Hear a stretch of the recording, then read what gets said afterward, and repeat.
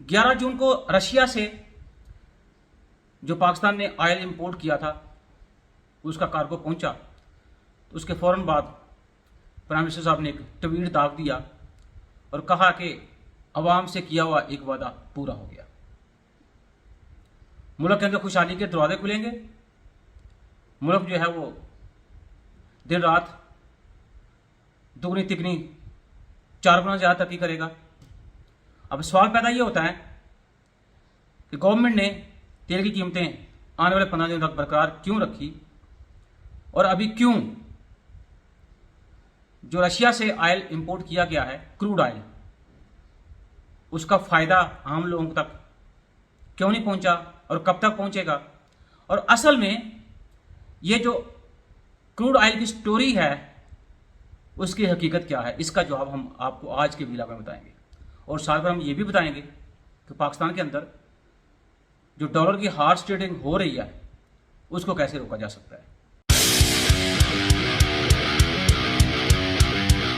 Basically थोड़ा सा वसी तनाजुर में देखें, यूरोपियन कंट्रीज ने, यूरोपियन यूनियन ने, उन्होंने रशियन तेल जो इंपोर्ट करते थे उसके ऊपर जारी उन्होंने पाबंदी लगा दी। मैं भी वो ये ख्याल कर रहे हो कि हम रशिया को सबक सिखाएंगे इससे। और उस दौरान आपने देखा कि इंडिया ने बहुत सारा क्रूड ऑयल पहले ही रशिया से इंपोर्ट कर लिया था और उसको उन्होंने सेव भी कर लिया। तो पाकिस्तान की जो कि बातचीत पहले से चल रही थी पिछली गवर्नमेंट के दौरान, हालांकि ये कहते हैं कि हमने शुरू की, पिछली गवर्नमेंट वाले कहते हैं कि ये बातें उस वक्त ही शुरू हो गई थी जब हमने इमरान खान साहब ने रशिया का दौरा किया था।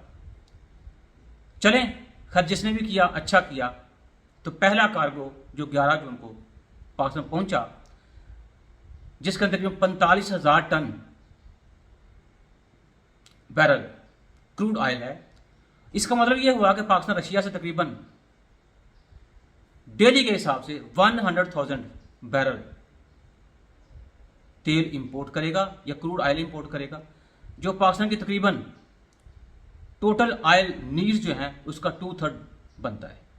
और जाहिर सी बात है कार्गो की ये जो परचेज है वो डिस्काउंटेड रेट के ऊपर है। क्यों? अगर पाकिस्तान अरब लाइट ऑयल जाहिर सी बात है सऊदीया से खरीदता है तो तकरीबन हमें उसके लिए $84.75 फी बैरल पे करने पड़ रहे हैं। हालांकि पाकिस्तान का जो खास मकसद है कि रशिया से तकरीबन $50 फी बैरल के हिसाब से तेल खरीदें।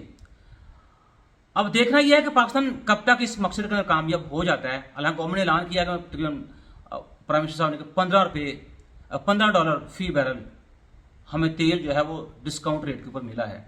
लेकिन ये जो डिफरेंस मैंने आपको बताया, रशियन तेल जो गवर्नमेंट खरीदना चाह रही है और जो अरब लाइट ऑयल है उसके ऊपर जो हमें पे करना पड़ रहा है, ये तकरीबन 34.75 का डिफरेंस बनता है। तो वैसे अगर देखा जाए तो ये डिफरेंस तो खास बड़ा है और पाकिस्तान के अंदर जो हालात अभी चल रहे हैं उन हालात में तो ये डिफरेंस बहुत ही अच्छा रोल जारी सी बात है अदा कर सकता है। और अगर हम होश और अक्लमंदी से काम लें तो जारी सी बात है ये डिस्काउंट हमें काफ़ी हद तक जो है रिलीफ दे सकता है। अब चूंकि पाकिस्तान रशिया से ऑयल इंपोर्ट कर रहा है और अमेरिका ने भी अपना कहा कि हमें कोई ऑब्जेक्शन नहीं है, और दूसरी तरफ देखें जो ट्राइका है उसमें क्या हो रहा है कि जो G7 कंट्रीज हैं उन्होंने बिल्कुल जो है रशियन ऑयल इंपोर्ट के ऊपर बैन लगा दिया ताकि हम रशिया को सबक सिखाएं। अब इस सारे सिनेरियो के अंदर अगर पाकिस्तान अक्लमंदी के साथ खेले तो मेरा ख्याल कि पाकिस्तान का जो ऑब्जेक्टिव है कि हम $50 फी बैरल खरीदें, वो ज़्यादा तो कम से कम $60 फी बैरल भी अगर हम रशिया से तेल खरीद लें तो फिर भी तकरीबन कोई 24,000 या $75 फी बैरल की बचत हो सकती है हमें। लेकिन ये डिपेंड करता है कि हमारी स्ट्रेटजी क्या है। अब चूंकि ये क्रूड ऑयल है और इसके बारे में खबरें ये भी गर्दिश कर रही हैं कि इस क्रूड ऑयल के अंदर फर्नेस ऑयल जो है उसकी मिकदार ज़्यादा है। अब चूंकि पाकिस्तान ने भी ये ट्रायल के तौर पे अभी शुरू किया है और अगर पाकिस्तान को लगा, ये गवर्नमेंट को लगा कि इसके रिजल्ट्स अच्छे हैं तो फिर गवर्नमेंट आगे फर्दर जो है वो ऑर्डर के लिए जाएगी। और इसके लिए जाहिर सी बात आपको अपनी जो रिफाइनरीज हैं उनको भी डिज़ाइन करना पड़ेगा अकॉर्डिंगली। तो अभी 1-2 रिफाइनरी जो है उसके अंदर ये समझेंगे एक्सपेरिमेंट होगा और इस क्रूड ऑयल को रिफाइन करने के लिए भी फी बैरल 2 से 5 यूएस डॉलर तक खर्चा भी जाहिर सी बात आएगा। अब ओवरऑल अगर देखा जाए पाकिस्तान का जो इलेक्ट्रिसिटी जनरेशन प्रोसेस है, तो उसमें देखें कि हम मेजॉरिटी जो है इलेक्ट्रिसिटी वो जो नॉन रिन्यूएबल एनर्जी सोर्सेज हैं, स्पेशली फर्नेस ऑयल जो है उससे बिजली बनाते हैं। आप जब बिजली बनाते हैं तो बेसिकली आप वो बिजली कहाँ कंज्यूम करते हैं? तो एक हाउस होल्ड है, दूसरा फिर आपके पास इंडस्ट्री आ जाती है। और आप ये देखें, हम दावे तो बहुत कर रहे हैं कि रशियन तेल के आने से पाकिस्तान में लोगों को रिलीफ मिलेगा, और साथ ही गवर्नमेंट ने पहले ये कहा इसाक डार साहब ने कि 100 रुपया फी लीटर तेल की कीमतों में कमी की जाएगी। फिर खबर ये 100 रुपये से कम होके 40 रुपये के ऊपर आ गई, फिर ये कम होके 30 रुपये के ऊपर आ गई, फिर ये कम हो गया 15 से 18 रुपये के ऊपर आ गई है। तो मेरा ख्याल है कि गवर्नमेंट रिलीफ देने के मामले में रिलीफ देगी, लेकिन उतना रिलीफ देगी जितना वो दे सकती, क्योंकि गवर्नमेंट ने अपने रेवेन्यूज भी जनरेट करने हैं। तो मेरा ख्याल है कि इसके ऊपर हमें इतने खुशी के शादियाने बचाने की बिल्कुल जरूरत नहीं है, क्योंकि आप देखें जो बिजली प्रोड्यूस करेंगे वो बिजली हाउस होल्ड को देंगे और उसके बाद इंडस्ट्री को देंगे। तो आप ये देखें कि आपके मुल्क के अंदर इंडस्ट्री का साइज कितना रह गया है। ये आपने खुद कहा है कि क्राइसिस की वजह से पिछले 1.5 साल से जो चीज़ें चल रही हैं हमारी, पाकिस्तान की इकॉनमी का साइज सुकड़ के कम हो गया है, क्योंकि हम ये खुद कह रहे हैं कि जो डॉलर की कीमत वो पाकिस्तान में डे बाय डे बढ़ती जा रही है। और उस वजह से जो कि अगर हम अपनी इकॉनमी को डॉलर टर्म्स में कंसीडर करते हैं या काउंट करते हैं, तो उसकी वजह से आप देखें कि आपकी इकॉनमी कितने बिलियन डॉलर की रह गई है। तो जब आपकी इकोनॉमिक एक्टिविटी सिकुड़ गई, आपकी इंडस्ट्री सिकुड़ गई, तो फिर बिजली आप किसको बेचेंगे? आपको बस एक ही बचता है सेक्टर, वो हाउस होल्ड का। तो क्या आप अपनी बेसिक नीड जो है उसको पूरा करने के लिए आप ये करेंगे?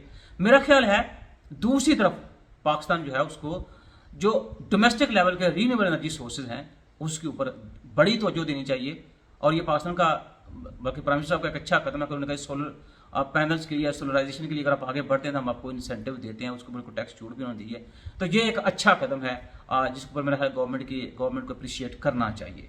लेकिन इसके अलावा और बहुत सारे सेक्टर्स हैं जिसके ऊपर हमें खास तवज्जो देनी चाहिए, क्योंकि समर सीजन के अंदर जो पाकिस्तान के अंदर जो इलेक्ट्रिसिटी डिमांड है वो तकरीबन 28,000 मेगावाट है, और आप सप्लाई जो कम है, तो इसलिए जो सप्लाई डिमांड का गैप है वो 4,000 से 6,000 मेगावाट तक रहता है। और बड़ी मजे की बात यह है कि विंटर सीजन के अंदर भी ये जो गैप है तकरीबन 8,000 मेगावाट तक रहता है। हाँ, सी पैक का जब मनसूबा शुरू हुआ तो उससे तकरीबन अपने सिस्टम के अंदर 1400 मेगावाट आपने इलेक्ट्रिसिटी जो थी वो और ऐड की थी, जिसकी वजह से कुछ सूरत जो थी वो बेहतर हुई थी।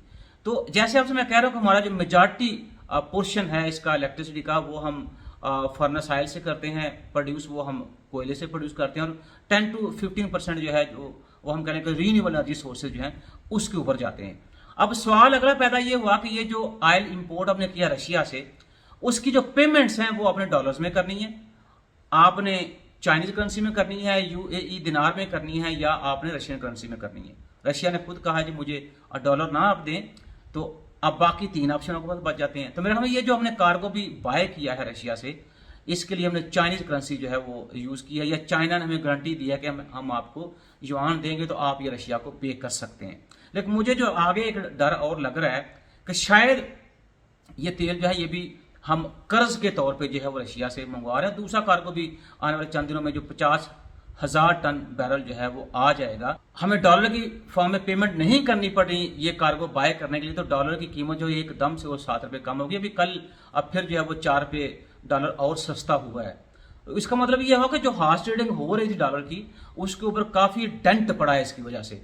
तो इसको एक और जो डायरेक्शन मेरे ख्याल में पाकिस्तान के लिए खुलती है कि हमें जितनी भी हमारी फॉरेन रिजर्व्स हैं उसको हमें डाइवर्सिफाई करना चाहिए, ना कि हमें सारे का सारा रिजर्व जो डॉलर में रखना चाहिए। कुछ परसेंटेज उसका हमें यूरो में रखना चाहिए, कुछ परसेंटेज हमें चाइनीज युआन में रखना चाहिए, कुछ परसेंटेज हमें यूएई दिनार के अंदर रखना चाहिए, या रशियन रूबल्स की फॉर्म में रखना चाहिए, या सोने की फॉर्म में रखना चाहिए, ताकि आपका रिलायंस एक करेंसी के ऊपर फॉरेन रिजर्व के लिए बहुत खतरनाक। और देखें आप उसके साथ जो है वो फेस कर रहे हैं, और यही अगर इस तरह से रहा तो मेरा ख्याल है कि हार्स ट्रेडिंग जो है डॉलर की वो खत्म हो सकती है। और उसके बाद आप ये देखें, ये सारी चीजें जब होने के बावजूद जो मैंने आपको डिटेल बताई है, क्या आप समझते हैं कि आने वाले दिनों में तेल जो है उसके सस्ता होने से पाकिस्तानी अवाम को रिलीफ मिलेगा? मेरा ख्याल नहीं। वजह यह कि पाकिस्तान के अंदर इस तरह का सिस्टम बना हुआ कि जब तेल की कीमतों में इजाफा होता है तो महंगाई एकदम से आपकी बढ़ जाती है, लेकिन जब तेल की कीमतें कम होती हैं तो फिर इन्फ्लेशन उस तरह से कम नहीं होता। अब देखें ना, बड़ी कॉमन सी मिसाल है पाकिस्तान के अंदर कि जो ही तेल की कीमतें कम हुई तो लारी अड्डों के ऊपर सवारियों और जो ड्राइवर या कंडक्टर उनके दरमियान लड़ाइयाँ शुरू हो गई। क्यों? वजह यह है कि वो किराया तो कम नहीं कर रहे, तेल उनको सस्ता मिलना शुरू हो गया। तो इसलिए वो एक मैकेनिज्म जो है वो बनाने की जरूरत है, और मैकेनिज्म इस तरह का हो कि जब तेल की कीमतों में इजाफा हो तो उसकी वजह से जो इन्फ्लेशन होता है तो वो जाहिर बात लोग बेयर करते हैं, लेकिन जब तेल की कीमतों में कमी हो तो उसकी वजह से इन्फ्लेशन भी कम होना चाहिए, उसका रिलीफ आम लोगों तक मिलना चाहिए, आम लोगों तक पहुंचना चाहिए। तो जो अभी हमें ख्वाब दिखाए जा रहे हैं कि आने वाले चंद दिनों में, अभी अब देखें गवर्नमेंट साथ साथ ये भी ऐलान कर रही है कि अभी जो रशिया से तेल आया उसका फायदा जो 1 जुलाई से शुरू होगा, और साथ उन्होंने ये भी कह दिया कि 30 से कम करके फी लीटर 14-15 रुपये आप उसमें आपको तेल की कीमतों में कमी देखनी पड़ेगी 1 जुलाई के बाद। हो सकता है ये 1 जुलाई आने तक यही कमी जो है वो 10 से 15 रुपये रह जाए, या हो सकता है वो कहें कि हम 8 से 10 रुपये करेंगे। तो ये आप वक्त के साथ आप देखें, मेरे हमें जो रिलीफ है वो आहिस्ता आहिस्ता वो आपका ख़त्म ही हो जाएगा। तो इसके ऊपर हमें इतना खुश नहीं होना चाहिए। हाँ, हमें दुआ ज़रूर करनी चाहिए और अल्लाह ताला हमारे हुक्मरानों को अकल के नाखून दे और कुछ ना कुछ लोगों के लिए करने के काबिल भी बनाए, क्योंकि दुआ भी करें और साथ हम अपने आप को भी काम करने की जो है वो अहलियत अल्लाह ताला के साथ दे, ये भी दुआ करनी चाहिए। इसी सूरत में मुल्क जो हमारा कायम दायम रहेगा।